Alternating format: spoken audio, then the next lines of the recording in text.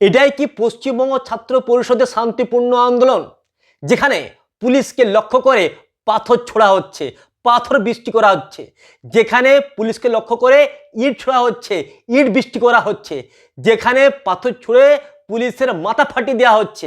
এটাই কি শান্তিপূর্ণ আন্দোলন? এটাই কি শান্তিপূর্ণ আন্দোলন? এই আন্দোলনে অর্জুন সিং কি হচ্ছে? অর্জুন সিং কেন এলো? অর্জুন সিং কোন স্কুলের ছাত্র? কোন স্কুলের ছাত্র এই অর্জুন সিং? শান্তিপূর্ণ আন্দোলনের নামে কেন পাথর বৃষ্টি হবে? শান্তিপূর্ণ আন্দোলনের নামে ইট বৃষ্টি কেন হবে? শান্তিপূর্ণ আন্দোলনের নামে পাথর ছুঁড়ে পুলিশের মাথা ফাটিয়ে দেওয়া কেন হবে? ব্যারিকেডের উপরে উঠে ব্যারিকেডকে ভেঙে গুড়িয়ে দেওয়া কেন হবে? এটাই কি শান্তিপূর্ণ আন্দোলন? এত পাথর বৃষ্টি, ইট বৃষ্টি হওয়া সত্ত্বেও পশ্চিমবঙ্গের রাজ্য পুলিশ সংযত রয়েছে, কড়া পদক্ষেপ গ্রহণ করেনি আন্দোলনকারীদের বিরুদ্ধে।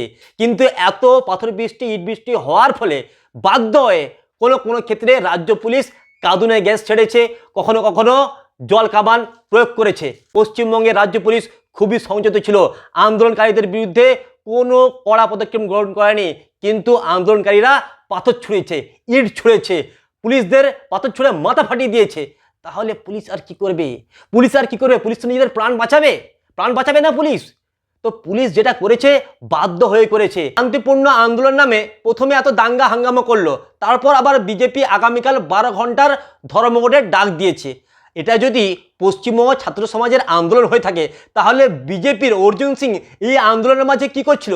সে কি গার্ডেনে ঘুরছিল, নাকি সেই গার্ডেনে ঘুরে হাওয়া খাচ্ছিল? কি করছিল অর্জুন সিং? পরিষ্কার বুঝতে পারা যাচ্ছে যে এটা কোনো ছাত্রদের আন্দোলন নয়, এর পিছনে সম্পূর্ণ বিজেপির মদত রয়েছে।